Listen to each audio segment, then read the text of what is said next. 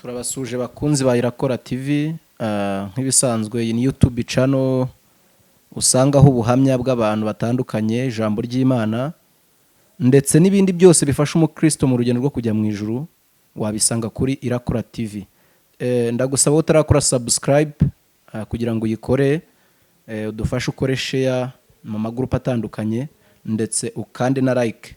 Ubaye ufite icyifuzo kibazo cyangwa igitekerezo n'inyunganizi wamanuka hariya muri comment ukatwandikira tubasha kugusubiza. Nk'ibisanzwe tubana n'abakozi b'Imana batandukanye cyane muramumenyereye uyu munsi wa none umutumirwa dufite ni Mama Byiringiro. Turagira ngo tukwakire maze ugezeho ubwoko bw'Imana iby'Imana gushyize ku mutima karibu. Murakoze cyane bakozi ba Irakora TV aho muri hose ari abari muri Rwanda ari abari hanze mwese turabasuje mu izina rya Yesu tubaha ikaze muri aka kanya tugiye kuboneramo umwanya wo kumva ijambo ry'Imana. Rero ko twumva ijambo ry'Imana reka tubanze dusenge. Turagushimiye Mana yacu kandi turaguhimbaje, dushimye kwera kwawe ndetse no gukiranuka, dushimiye imbabazi zawe nyinshi zitarondoreka. Turagushimiye ko wongeye kuduha umwanya mwiza tugiye kuganira ndetse n'abatwumva ijambo ryawe. Niyo mpamvu dusabye kugira ngo Uwiteka Imana nyiribihe umwuka w'Imana twururukire kandi ikintu wagambire kuganira n'imitima y'abatwumva Nyagasani Imana uganirize buri wese mu rwe ruhande mu ntambara ahagazemo ahantu hose ari mu burwayi mu bigeragezo bitandukanye. Mana turakwiza kugira ngo umuntu wese umuganirize mu izina rya Yesu kandi uyu mwanya tugiye kubamo benshi bahembuke benshi bumva Imana tubisenze twize kubikora ku bwawe Yesu Kristo urakoze amen.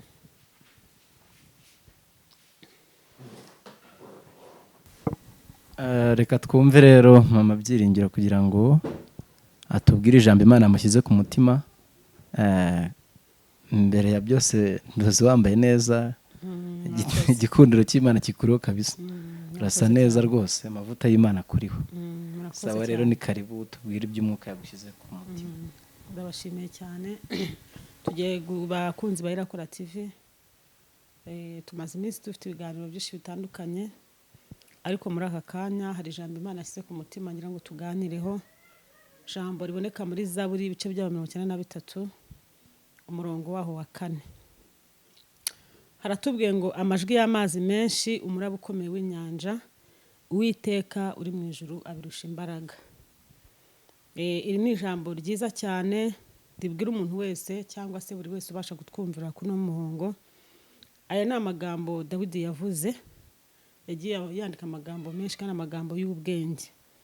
Arangije aravuga ngo amajwi y'amazi menshi umuraba ukomeye w'inyanja Uwiteka uri mu ijuru abirusha imbaraga. Yarashatse kuvuga muri aya magambo yarashatse kuvuga mu magambo akomeye. Ntabwo nzi ibyo uri kunyuramo, ntabwo nzi amajwi uri kumva, nta nubwo nzi intambara ufite, nta nubwo nzi ahantu uhagaze, nta nubwo nzi umuyaga uri kuguhuhaho. Ariko icyo ntekereza cyo nuko nzi ko buri wese afite amajwi ari kumva bitewe n'igihe arimo. Birashoboka ko uri kumva amajwi rucantege, birashoboka ko uri kumva amajwi yakwereka yuko ntazagerayo, birashoboka ko ari amajwi y'abantu uri kumva akaba menshi mu matwi yawe, birashoboka ko ari amajwi y'urucantege. Kandi ayo majwi ajyabaho hari igikombe umuntu ageramo, icyo gikombe cyitwa baka. Uri umukirisitu usenga Imana waravuganye n'Imana ariko ukagiramo n'amajwi menshi akubwira ngo si Imana yavuze, akubwira ngo ntaho uzagera, akubwira ngo ntibizasohora, akubwira ngo ubuzima ubayemo nibwo uzagumamo. Ariko nkuzaniye ijambo rivuga ngo amajwi y'amazi menshi umuraba ukomeye w'inyanja Uwiteka uri mu ijuru agize gute abirusha imbaraga. Mwene data nshuti y'umusaraba ntucogojwe n'amajwi uri kumva, ntucogozwe n'intambara uri kuhagazemo, ntucogozwe n'uwo muraba, ntucogozwe nuko gusuma cyangwa guhorera kwayo majwi uri kumva, ahubwo nje gukomeza kubwira ngo Uwiteka uri mu ijuru abirusha imbaraga. Ndagira ngo nkubwire ngo hejuru y'ibintu byose uri guhura nabyo, hejuru y'intambara uri kunyuramo, hejuru yo kurwara kwivuza bikanga, hejuru y'ubwo burwayi ubona ko bwananiranye abaganga bananiwe, hejuru y'abantu bakwanze bakakuvaho, hejuru y'ubwo bukene, hejuru y'intambara, hejuru yo wenda uri kwibaza ngo minerivare nzayikura hehe, hejuru y'ubupfubyi, hejuru yo gutabwa hari imbaraga z'Imana. Nje kugukomeza nkubwira ngo hejuru y'umuraba hari igihe kigera ukabura abantu, hari igihe kigera ukabura ibyiringiro, hari igihe kigera ugacika intege ukibaza ngo mbese koko muri uyu rugendo koko ni Imana yavuganye nanjye. Icyo byari igihe Satani agusura ahubwo ngo siyo, akakwereka ko atari yavuganye nawe, akakwereka yuko ntaho uva nta naho uri kujya. Ndetse n'abantu rimwe na rimwe haguca intege, bavuga ngo uzapfa ntacyo wimariye, bavuga ngo tuzareba Imana yiwe, bavuga ngo tuzareba iherezo ryiwe, bakaguca intege ukumva amajwi menshi, nawe wakwirebaho ugasanga ibyo ari kukubwira ni ukuri. Ariko nje kukubwira ngo hejuru y'ayo majwi yose hari imbaraga z'Imana. Ndagira ngo ngukomeze, ntucike intege, ntucogore, ntusubire inyuma, ukomere kandi wiringire Imana yawe yonyine, aba ariyo wizera. Hari indirimbo nkunda cyane iri mu Gakiza, iyi ndirimbo ya 28 iravuga ngo kwa Yesu dufite ububasha kandi dufite iki ubushobozi iyo twizeye amagambo ye nkuko yagize gute nkuko yatubwiye. Kwa Yesu dufite ububasha, dufite n'ubushobozi ngo ariko iyo twizeye iki amagambo ye nkuko yatubwiye. Nagira nkubwire ngo uko byagenda kose mu nzira ucamo cyangwa mu buzima bwa buri munsi ntabwo uzabura ibicantege, ntabwo uzabura amajwi ya Satani aguca intege, ariko komera ugirire Imana icyizere, uvuge ngo naho napfa nzakomeza nyiringire. Kandi nurangiza wicare ubwire ikigeragezo cyawe, intambara zawe uri gucamo, ibyo uri kurwana nabyo. Birashoboka ko wajya kwa muganga urwaye bakabura indwara cyangwa se bakabura imiti. Birashoboka neza yuko wagera mu buzima ubona ko iherezo ryawe rigeze. Birashoboka ko wagera igihe bavuga ngo indwara urwaye ntizakira. Birashoboka ko wagera igihe ukaburi kuburara cyangwa se ari gusora mu nzu. Biranashoboka ko ugeze igihe none ubona ko abantu bose bakuvuyeho cyangwa se ibyo wari wiringiye byose bitagihari. Ndagira nkubwire ngo hejuru y'ibyo byose uri kubona biguhagaritse umutima, hejuru yabyo yayo marira uri kurira, y'uwo mubabaro, y'icyo kigeragezo, y'izo ntambara hari imbaraga z'Imana. Kandi Imana yihageze iracyaha, igibasha gucyaha umuraba, amajwi yose uvaga gaceceka, nawe ukumva amajwi y'ihumure. Imana ishimwe. Numvaga rero ngira ngo nkuganirize mwene data uri kunyumva, nkubwira ngo hari imbaraga z'Imana. Hari imbaraga z'Imana hejuru y'abarozi, hari imbaraga z'Imana hejuru y'ibyo bakoherereza, hejuru y'amahembe, hejuru y'ibitega, hejuru y'abapfumu. Hari imbaraga z'Imana hejuru y'uburwayi. Hari imbaraga z'Imana zageze ku mugore umwe uri hano mu gitabo cya Luka, ngo yari amaze iminsi apfakaye, apfushije umugabo. Muri iyo minsi ngo yari afite umwana umwe w'ikinege, umugabo yari yamusigiye. Ariko ngo muri iyo minsi umwana we w'umuhungu yari afite nawe arapfa w'ikinege. Ngo nuko habaho urusaku rwinshi, abantu bari baherutse bamaze baje gushyingura umugabo, bagaruka baje gushyingura na wa mwana w'ikinege. Haleluya. Ngo nuko Yesu ahageze, ndagira nkubwire ngo Yesu agera ahantu urugamba rukomeye. Yesu agera ahantu aba ubona byakurenze. Yesu agera ahantu ubona ko nta gisubizo kigihari. Yesu ntago ajya mbere y'ikibazo, aza nyuma. Hahandi ikibazo cyabereye kirangiye, ntabwo ajya mbere.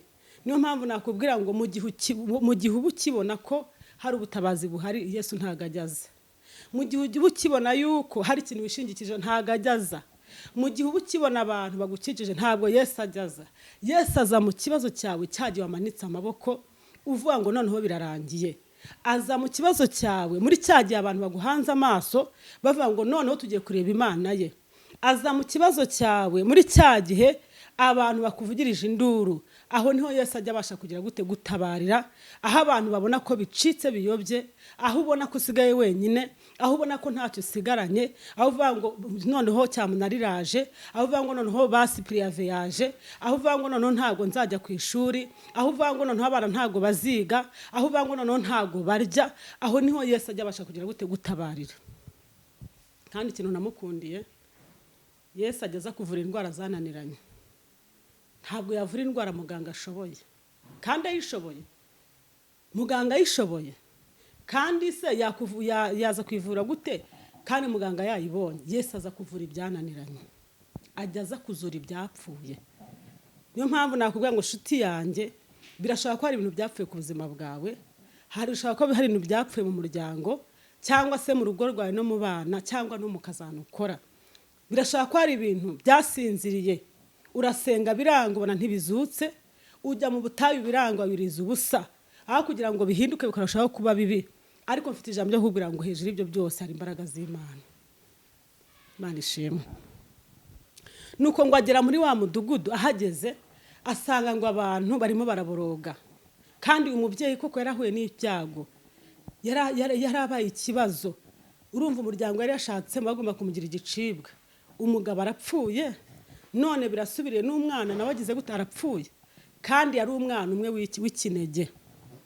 Ariko ngo noneho ngo Yesu ageze muri uwo mudugudu icyo mukundira, ajya amenya ahantu hari ikibazo cyananiranye, amenya mu gihe abantu bagushungereye, aza mu gihe abantu bakuvuyeho, ajya aza wabuze igisubizo n'ubutabazi. Aho niho Yesu ageze agatabarira, aho niho Yesu ageze akigaragariza. Abantu bari bazi ko ugiye gukorwa n'isoni, abantu bari bazi ko ugiye gupfa, abantu bavuga ngo ntago aziga, abantu bavuga ngo abana ntibaziga, abantu bavuga ngo ntago bizakunda. Aho Yesu ageze agatabara, wabonaga ijoro ritagomba gucya ukabona rirakeye, wabonaga noneho iherezo rigeze, Yesu akavuga ngo humura urabaho. Nuko ngo ahageze muri uwo mudugudu ngo asanga ahura n'abantu ngo bari bikoreye ikiriba cyangwa se isanduku mu rurimi rw'iki gihe. Yesu ngo yitegereje wa mudamu agira gute, amugirira imbabazi.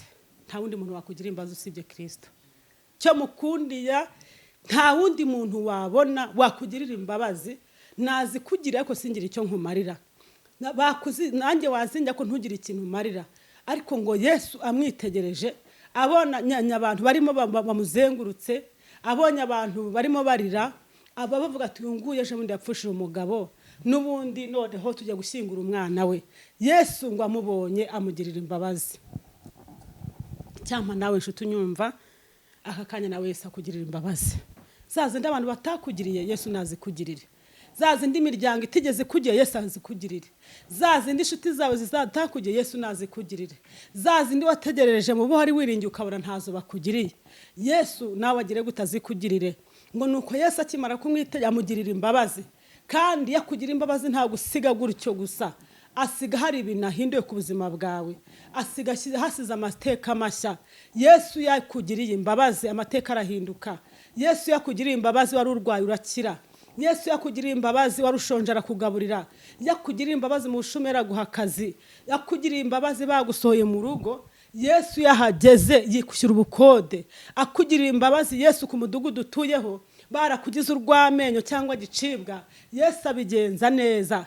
Yesu yakugiriye imbabazi handi bakubwira ngo uzapfa, arakubwira ngo mwana wanjye uzabaho kandi uzarama. Imana ishimwe. Yesu yakugiriye imbabazi barakuroga ntupfe, barakutega ariko ntigire ikintu gutwara. Yesu yakugiriye imbabazi baravanga uriya wazapfa ntacyo yimariye, ariko akavango n'ukuri uzakimarira. Imana ishimwe. Ngo arangije Yesu amurebye, abantu bamukikije barimo barira bavuza induru, bavanga amambere ejo bundi yapfushije umugabo, n'ubundi tugarutse ku kiriyo. Urumva wenda mu muryango yari yashatsemo baramuvumaga, cyangwa se abaturana umuteramwaku bagombaga kumuca bakamwirukana. Ariko Yesu ngo amwitegereje amaze kumugira imbabazi, ntago byarangiriye aho ngaho. Arangije ngo yegera ikiriba gikoraho, ararangije azura wa mwana. Imana idufashe. Numva ahantu hose urunyumva avuga ngo amena. Arangije Yesu ngo amukora kuri kiriba, umwana arabyuka arabaduka arazuka. Ndagira ngo nawe mwene data nshuti unyumva, Yesu namara kukugira imbabazi mu kibazo cyawe urimo mu ntambara zawe, ndabizi ko atabisiga gutyo gusa. Hari ibintu byapfuye, nawe ugiye kureba usanga byarapfuye. Hari ibintu byapfuye ku buzima bwawe, nawe urebye usanga byarapfuye. Hari ibintu byapfuye mu bucuruzi bwawe, wibaza icyabyishe biragucanga. Hari ibintu byapfuye mu muryango iwanyu, hari ibintu byapfuye mu mahishuri yawe, hari ibintu byapfuye mu rugo rwawe, wibaza impamvu birakuyobera. Hari ibyapfuye ahantu ukorera, hari ibyapfuye kuri diplome yawe, hari ibyapfuye mu buzima bwawe bwa buri munsi. Bandi baratera imbere ariko ntutera imbere, bandi barabona akazi ariko wowe uradepoza bikanga, bandi barivuza bagacyaye kowe ntukira. Ubuzima nibuhinduka, urasenga ukabona nta mpinduka, washatse Imana biranga. Hari ibintu byapfuye wari mu muhamagaro neza, ariko wisanga warawuvuyemo. Hari ibintu byapfuye wakoreraga Imana neza ariko igihe kiragera ubivamo. Hari ibintu byapfuye ku buzima bwawe, mwene data arajya kubwira ngo Yesu araje kubikoraho mu izina rya Yesu.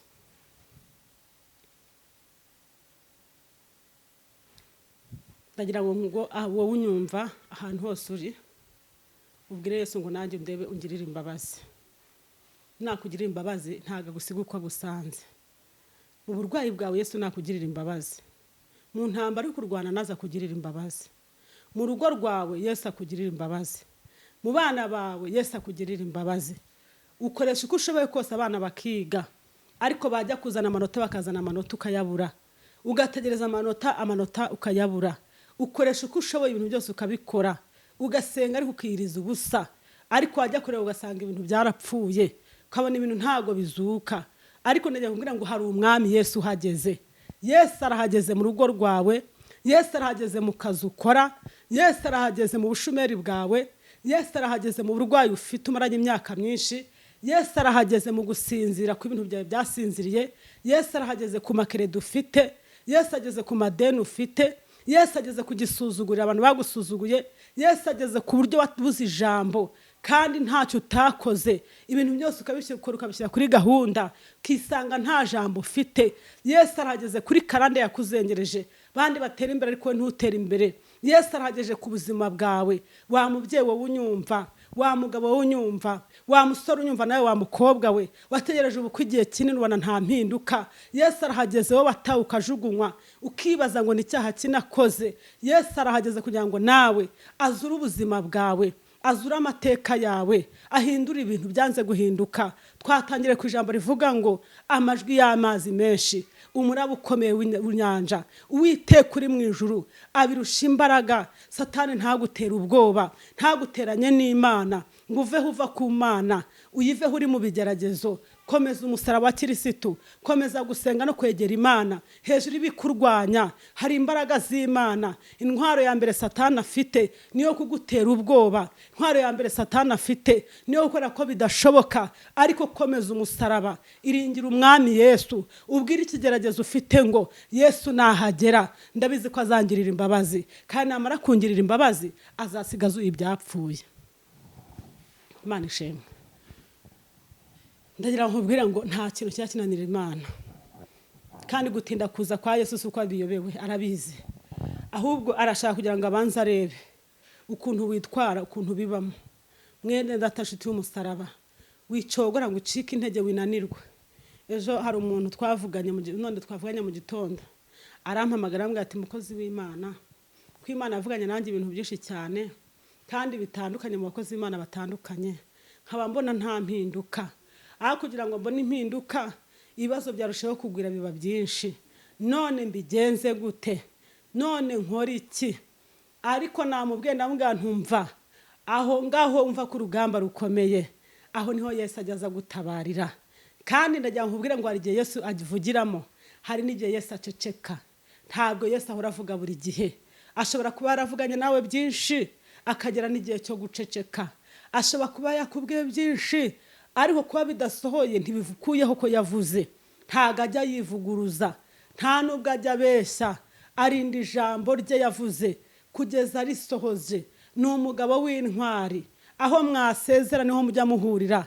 Ntago ajya ajajwa, ni intwari ku rugamba. Erega burya igituma Yesu atinda ni uko abazi ko azagukorera iby'umumaro. Igituma atatebuka gukubyawe, hari ibintu aba akiri gutunganya. Imana idufashe. Wenda nawe ibyo uwo muntu yambashije ushobora kubimbaza, ariko ndagira nkubwire ngo ugenda cyangwa kano kandi ukimara kunyumva uganirize mu kigeragezo cyawe. Ntago nkinze ariko urakizi, ukibwire ngo menye neza ko hejuru y'ibyo byose hari imbaraga z'Imana, hari imbaraga z'Imana, hari imbaraga z'Imana. Kandi ndagira nkubwire ngo naho wabona ko bitinze kuba waravuganye n'Imana ibintu byinshi, ntago ariko kubikora hoya. Imana iguha igihe cyo kukubwira, imeze nk'uko umwana wawe umuhendahenda mu gihe uba utarahisha ibyo kurya ngo ubimuhereze. Uko niko Imana nayo igenda iguhendahenda, iguha amasezerano none, ejo ikaguhereza andi, ejo bundi ikaguhereza andi. Ari byo twavuzeho ubushize, turavuga ngo hari igihe Imana ivugiramo, hari n'igihe cyo gutegereza amasezerano, hari igihe cyo kuvuga kw'Imana, hari n'igihe cyo kuba mu butayu, hari igihe cyo kuvuga kw'Imana, hari n'igihe cyo kuba mu ishuri, hari igihe cyo kuvuga kw'Imana, hari n'igihe cyo guca mu ntambara. Ubitandukanye. Kuba Imana ivuganye nawe kano kanya ntabwo ari kuvangira hita ikora, ahubwo icyo bigusaba ni iki? Ni kugwiza imbaraga z'umutima, ni ukugwiza imbaraga zo gutegereza, ni ukugwiza imbaraga zo kwihangana. Mwene data, iravuga igasoza ntabwo ijya ibeshya, iravuga igasoza ntijya yivuguruza. Waba uri kwivuruguta mu bigeragezo cyangwa intambara, waba ubona ko yatinze kukugeraho kugutabara, Imana yacu irahari, nizi zabikora neza kandi bikora abantu bahari. Uriya mubyeyi byari gushoboka ko Yesu amusanga mu rugo akazura uriya mwana, ariko abaturage bateranye, abahuriye bateranye, abaje ku kiriyo bateranye, ngo bari bamaze no kwikorera iki? Bari bamaze kwikorera isanduku, bayisohoye mu nzu. Yesu ajya asohora ikigeragezo akagishyira ku karubanda. Yesu ajya asohora ikigeragezo akakereka abantu batari bakizi. Yesu ajya asohora ikigeragezo akakereka inshuti zawe, akakereka abakuzi n'abatakuzi, abantu bakakubaririza. Iyo Yesu ataragisohora aba ataragikemura, agisohora agikemura yagisohoye. Abantu bose bakimenye, abantu bose bari kukuvuga, muri karitsiye bari kukuvuga, inshuti zawe ziri kukuvuga, abavandimwe bari kukuvuga. Bazavuga ko nta n'ubwenge ugira, bazavuga ko wayobye, bazavuga ko ibyakubayeho wabigizemo uruhare. Ndagira ngo nkubwire ngo kugira ngo Yesu abashe kugutabara, arabanza akabyereka abantu, akabishyira ku karubanda, arabanza akabyereka abantu, isi yose ikakota, abantu bakaguhinduka, bava ko wabuze ubwenge, ariyo mpamvu wahombye, ko wagiye urya nabi, ko wagiye waya, ko ariyo mpamvu wahombye. Hari byinshi bakuvuga, ko wabuze ubwenge, ariyo mpamvu wasenye, ko wabuze ubwenge, ariyo mpamvu watinze kubyara, ko wabuze ubwenge. Hari ibintu byinshi bazakwitirira. Yesu niko ajya abigenza. Yashaka kugutabara, araza akaguteza abantu, agasohora ikigeragezo, kagishyira ku karubanda, tarukiza akakimenya, tarukuza akakubaririza. Umuntu akaza mu mudugudu, akaza roje kureba, umuntu akaza mu itorero kugira ngo amenye runaka. Ndajya nkubwire ngo Yesu ntiyagutabara ataraguteza abantu. Ntabwo yabikora, arabisohora. Cyo namukundiye akunda icyubahiro. Kandi abagira ngo babandi babigusunikiye, abagira ngo babandi bagutaranze, babandi bagutaramanye, babandi bagusetse, babandi bakugize ruvumwa, babandi banditse inzandiko bakazimanika. Yesu ikintu mukundira, abagira ngo bazagaruke babafana, bakuvuga ngo ni Yesu wabikoze. Ndetse bazanakubwira ngo twaragusengeye, mwene data twaragusengeye, twiyirije ubusa, burya nubwo byari bimeze kwa kundi, ariko nabaga ku mavi. Yesu nicyo mukundira. Nukuri yaje gutabara, abishyira ku karubanda. Kandi niba ari kuguteza abantu, ihangane, komera. Nukugira ngo naza babandi bakwicariye, babandi bagushyizeho inzandiko, babandi bakwandagaje, bazagufashe kuvuga imbaraga z'Imana. Mwene data, ihangane ukomere. Uyu mubyeyi Yesu yari kuza umwana akiri mu nzu, yari kuza umwana akirwaye, yari kuza umwana batarasohora isanduku, ariko Yesu ahaseruka. Ngo bari bagize gute bamaze kumusohora, abantu bose bateranye, abantu bose bazengurutse, abantu barimo barira, abishima barimo bishima. Ariko ngo Yesu ngo amwitegereje, amurebye, cyampa nawe muri iryo terano ry'abantu, abo ngabo bagutaramanye, abo ngabo bari kukwandagaza, abo bakumanikiye inzandiko, Yesu nakwitegereza nawe akugirira imbabazi. Ngo Yesu amubonye ari marira, abantu barimo barira, ngo amugirira imbabazi. Amaze kumugirira imbabazi, ngo arangije yegera isanduku, yegera ikiribagira gute, agikoraho. Yesu nakore ku kibazo wari ufite, kandi ndakwifuza kugira ngo agikoreho abantu bose bareba, abantu bose bareba. Ya miryango yakwanze mwene data, agikoraho abantu bose babireba. Cyo nicyo kintu nagize gutanga tkundiye umwami Yesu. Nabifite ijambo ryo kubwira ngo ihangane, komera, haracyariho ibyiringiro. Hangane, komera. Hari igihe nigeze mba mu ijoro, joro mbona ntago ricya. Hari igihe nigeze mba mu ijoro, mbo abandi baba bari ku manywa, nkabona ni mu gicuku. Ubuzima bwanjye bwari ijoro, nta manywa nagiraga. Birashaka ko nawe ari cyo gihurimo, kandi narasengaga Imana ivugana nanjye. Hari igihe kigera Imana ikagukuraho abantu, ntago ari uko Imana ikwanze. hari igihe ikigeragezo cyawe iyo ukikibitse wowe n'umugore wawe kikiri mu nzu ari icyawe Yesu abataraza kugikuraho bizaba ngombwa ngo abantu bamenye neza ko wabuze n'ubwishyu bw'inzu bagute hanze kandi Yesu ahahagaze. Bizaba ngombwa yuko icyo gerageza ufite mu rugo gisohoka kigiye ku karubanda, kandi uwo mwabanye uwo mwari kumwe uwo mwabyiryamanye aba ari ugisohora gushyire ku karubanda, akwandagaza guteza isi kote, abantu bagutaramane, abo mwasenganaga maguhinduke, abumvisha Imana ivugana nawe baguhinduke, abumvisha Imana ivuga ko izagutabara, abumvisha ko Imana ivuga ko izakugira neza, abumvisha ko izaguhereza inzu, abumvisha ko izaguhereza akazi, abumvisha ko izigukarangiza, abumvisha ko izakugaburira, abumvisha ko izagukiza ubwo burwayi, bazaba bambere kugutaranga. Ariko najya nkubwire ngo mwene data, ntabwo ari igihano, ahubwo Yesu ari kukwigisha komera. Nurangiza ubwire icyo kigeragezo, ukibwire ngo hejuru y'imbaraga zawe wakigeragezo we nubwo unzengereje hari imbaraga z'Imana, ukibwire ngo Yesu naza azabisobanura kandi ajya abisobanura. Iyo yaje Yesu agira gutara bisobanura, pfa gukiranuka gusa, gakiranuka mu kigeragezo naho abantu batabibona, nta nubwo bazigera babibona, ariko Imana nigusura isanga ufite umutima ugize gutukiranuka. Ninakuraba mu bigeragezo mu ntambara ikubwira ati ubwire Satani ati Satani waroye neza, nubwo wanteye kumuteza ibyago n'amakuba, nubwo wanteye kumuteza igihombo, nubwo wanteye kumuteza abantu bakamuhagurukira, waroye neza nubwo ibyago n'amakuba bigwiriye kuri we. Mbese aho waroye neza ko runaka agikomeje kunkiranukira, agikomeze kunyizera, agikomeje gusenga, agikomeje kugira umuhate. Ntucogore mwene data, ubwire ikigeragezo cyawe, ubwire intambara zawe, uzibwire ngo hejuru nubwo yibindwanya, hejuru y'ubukene, hejuru yo kwangwa no gutotezwa, ubwire ubwo burwayi ahantu hari kukubabaza, ahantu ikibazo cyawe uri, ugikora ukibwira ati wakigeragezo we, waba urwayi we, waba ugumba we, waba upfubyi we, waba mubabaro wanjye we, waba upfakazi we, waba urushyi we, ukibwire ngo namenye neza ko hejuru yawe hari imbaraga z'Imana, kandi hejuru y'imbaraga z'Imana nta zindi zihari. Yesu naza bizagenda neza, Yesu naza kizahunga, Yesu naza azabisobanura, Yesu naza aziyerekana, Yesu naza azitambira igitambo, Yesu naza umubabaro uzahunga, ubukene buzahunga, ubugumba buzahunga, Yesu nahagera uburushyi buzahunga, Yesu nahagera amarira azavaho, Yesu nahagera ubukode buzavaho, Yesu nahagera nawe uzagira gute, uzagira ibirori by'ibyishimo. Imana ishimwe.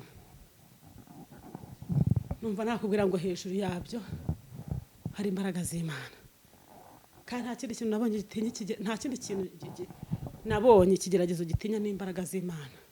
Yesu yahageze kirahunga. Uko cyaba gisa kose mwene data, uko cyaba gisa kose komera, uko cyaba kingana kose komera, kuko Imana ntiyagwa ikigeragezo kitahuye no kwihangana kwawe, ntibishoboka. Icyo nicyo cyawe, icyo nicyo ugomba kubana nawe nacyo. Ihangane wiyakire, numara kwiyakira usengera igihe, imbere y'Imana, ubwire Imana ngo Mana nemeye kugwa mu maboko yawe, nta handi wakura ubuhungiro. Ubwire Imana ngo Mana mpa gukiranuka, mpa imbaraga zo gusenga, kandi umpe kwihangana. Ubwire Imana ngo Mana gukiranuka kwanjye ndagukomeje. Ubwire Imana ngo Mana naho abantu bamvaho, naho abantu banyanga, naho abantu bandeka, sinzakuvaho. Nabona ibyo kurya ntanabibona, nakwambara ubusa ntabwambara, byahinduka bitahinduka, iyi ndwara yamva itamvaho, ukibwire ngo nabyara ntabyara, ntatinda gushaka nashaka vuba. Ubwire ikigeragezo ngo umwami wanjye ntago nzamuvaho, ntago nzamwihakana, ntago nzigera na rimwe nikuraho kubinyangamuga. Imana ishimwe. Uko byasa kose Yesu naza. Mwene data aho wasuzuguriwe, aho ngaho bagusuzuguye, aho ngaho wavumwe wabereye uruvumwa, aho ngaho watereye agaciro, aho Yesu ntazagutabarira, azagutambagiza, azabateranya abantu bose baze bareba imbaraga ziwe. Yesu naza, kandi ntugatinye ko asora ikigeragezo kijye ku karubanda. Ujye ubireka abantu babimenya, kuko nanagaruka kubikora bazaba bahari. Ujye ubireka abantu babivuge. Iyo ugihishira ikigeragezo nacyo kikaguhisha kiba kitaragenda. Kandi nagira nkubwire ngo kihakurwa nuko Yesu yagisohoye. yagishyize ku karubanda. Kwirirwa uburana ngo baramvuze, ngo abantu baranyanga, ngo abantu baransebya, ngo abantu bimeze guta, ngo nabaye igitaramo, uri kwirirwa ucira imanza, ngo itorero ryaranyanze, ngo inshuti zamvuyeho, ngo abo twasenganye. Reka Yesu abisohore, abantu babimenye, naza kubikemura. Kandi numara gukomera ukomeza abandi, wisakuza, ntuwisakuze mu kigeragezo. Yuri gusakuza mu kigeragezo, igizya zirishima, we kuvuza induru, we kuyagira abantu. Ntacyo umuntu yakora ukiri mu gihe cy'Imana, nta kintu umuntu yakumarira ukiri mu ishuri ry'Imana. We gusakuza, we kuyaga ngo uyu ni inshuti yanjye reka mubwire, hoya uwazaguhinduka gushyire ku karubanda. Ahubwo fata Kristo umugire inshuti, fata Bibiliya usome ijambo ry'Imana, ugwize gusenga, usaba imbaraga z'umutima, kuko Yesu niwe nshuti nziza. Imana ishimwe. Ntuvuze induru. Hari ikigeragezo cyiza kigasakuza, kikavuza induru, kigasakuza. Nawe wakumva urusaku rwacyo ugahinda umushyitsi, ukagira ubwoba. Hoya niwumva gisakuza, we ceceka. Nikikurusha amagambo, we ceceka. Ikigeragezo kiravuga, kivugiye ikikoma karuru. Ikigeragezo kizi kuvuga. Ikigeragezo ntaho kitagera, kikakumenyekanisha abantu batakuzi, kikagusobanurira ibyawe ntawe ubizi, kikabivuga uko biri, kikavuga nuko bitari, kigatanga ibimenyetso ndetse n'abatanga buhamya. Ikigeragezo kigushyira mu nama y'abantu batakuzi, bagukorera inama. Ariko yugihimye ugaceceka, mwene data, kirijyana kandi ugatabarukana intsinzi, kandi ukarushaho gukiranuka no kwezwa, karushaho gushaka mu maso y'Imana, ugashaka ubusabane bw'ishi n'Imana.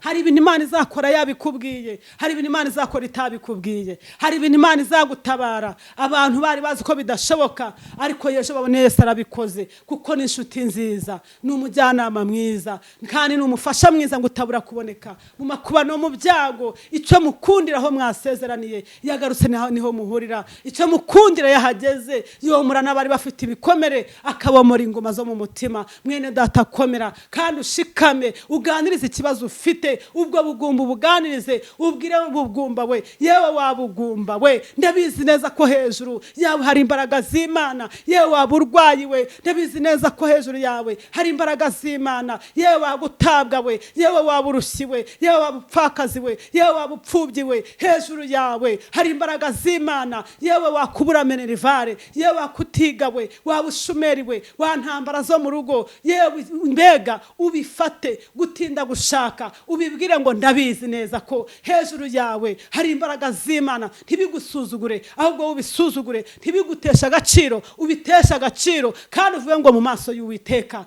njyewe ndi uw'agaciro. Numara kubihereza ubuhamya, Yesu azagutabara.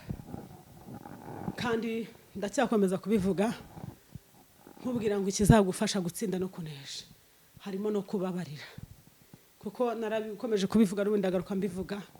Nkubwira ngo mu ntambara no mu bigeragezo, ikigeragezo kigira abantu benshi, gihagurutsa kugira ngo kikumvishe. Ariko komera mwene data, numara gukomera kandi ukomeza abandi, ugira ibyiringiro. Ndabizi ko muri aya kakanya tugize keza ko kumva aya magambo Imana arisize ku mutima kugira ngo tuganire. Nzi neza ko hari benshi bagiye guhembuka, nzi neza ko hari ikibazo rufite Imana ikozeho, nzi neza ko hari uburwayi Yesu yakozeho, nzi neza ko mu mutima wa ubohoke, wambara imbaraga, wuzura umwuka wera, ugwiza urukundo. Wegera umwami Yesu mugire inshuti, wegera umwami Yesu mubyisha inama, wegera umwami Yesu mubaze ngo mbese nitware gute ku rugamba rukomeye. Wegera umwami Yesu mubaze ngo mbese urugamba rugeze he. Wegera umwami Yesu mubaze ngo Kristo ko wavuganye nanjye none bimeze bite. Wegera umwami Yesu mubwira ati mpimbaraga nacitse intege. Wegera umwami Yesu mubwira ati mwami Yesu nyongera gukiranuka natentebukiwe. Wegera umwami Yesu mubwira ati nyongera kwizera, ndabizi ko wavuganye nanjye ariko ncitse intege mwene data. Kandi ukomere, numara gukomera urwane bucece kandi utegereze umwami Yesu. Nta handi wabona urubuhungiro, nta handi ho gutabarirwa, nta handi wajya, nta handi wakura amahoro usibye kuri Kristo. Atinza natebutse mwegere mwegere umubwire ngo Kristo narakwizeye nk'umukiza n'umwami wawe, ubigiharamagara mu bigeragezo, ubigiharamagara mu ntambara urimo, ubigiharamagara uvuga ngo Kristo ungaburiye utanangaburiye, untabaye utanantabaye, nzakomeza kukwizera, nzakomeza kukwiringira. Yobu yarabivuze aravuga ngo naho yanyica nzakomereza inzira zanjye imbere yayo, aravuga ngo kandi naho yanyica njyewe nta kindi nzakomereza imbere inzira zanjye imbere yayo. Yongera kuvuga amagambo meza aravuga ngo uko byagenda kose nzi neza kushobora byose, nta cyabasha kurogoya umugambi wawe. Mwene data, amagambo y'abantu ntabwo yarogoye umugambi w'Imana. Abanzi bawe bakwanga ntabwo bawurogoya, abarozi nibashake bakuroge bose bateranira icyarimwe, nta kintu na kimwe kiri munsi y'ijuru cyarogoye umugambi w'Imana, nta kintu na kimwe. Ubwo burwayi bwawe ntabwo bwawurogoya, intambara uhagazemo ntabwo zawurogoya, abana b'abantu ntibawurogoya, abakwanga ntibawurogoya, ubukene ntibya. Niba hari ikintu Imana yakuvuzeho no kugikora izagikora,